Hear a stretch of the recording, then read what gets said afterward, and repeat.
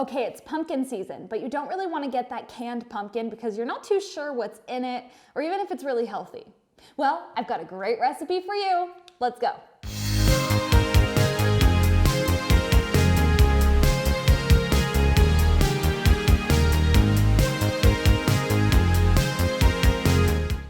Before we get started, please remember to like this video if you enjoy it, comment on this video if you have any future video suggestions for me, and subscribe to my channel if you want to see more videos just like this one.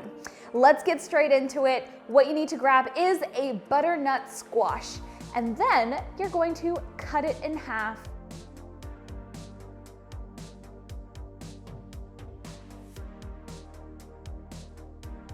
And then scoop out all of those pumpkin guts.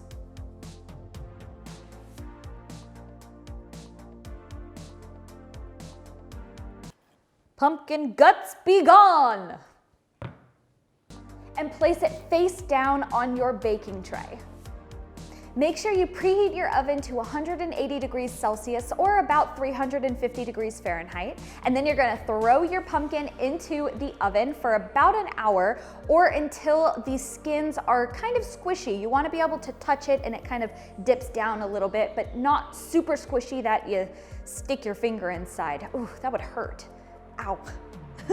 Flip it over, grab a spoon, and scrape off any little burnt bits that might be kind of on the surface. You don't want those to be in your puree because it will add a little bit of a burnt flavor.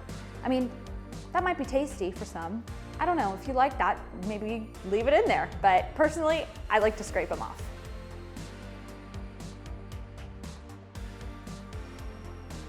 And then you're going to scrape out the rest of the pumpkin flesh and put that into a blender.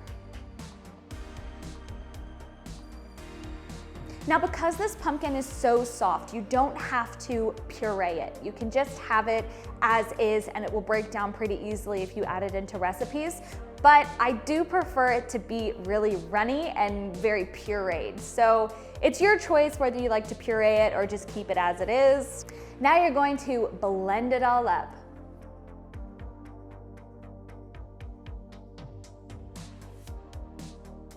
Once that's done, you're going to pour it into a sealable jar and then stick it in the fridge for up to 2 weeks. Now this recipe is a really great one to have in the fridge at all times because I'm making something next week that is going to require it. So stay tuned for that.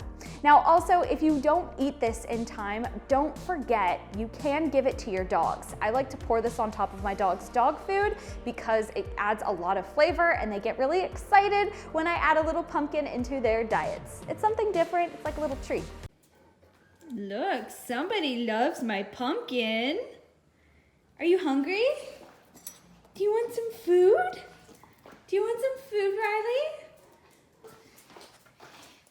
There you go.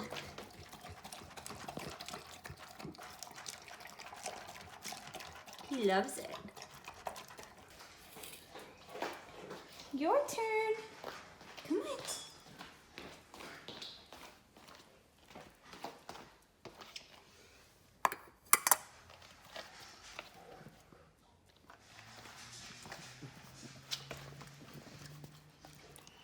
What do you think?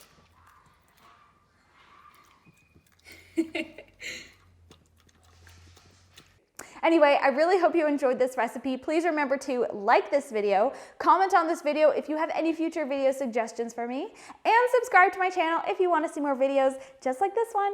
Anyway, I hope you have a great day. See you later.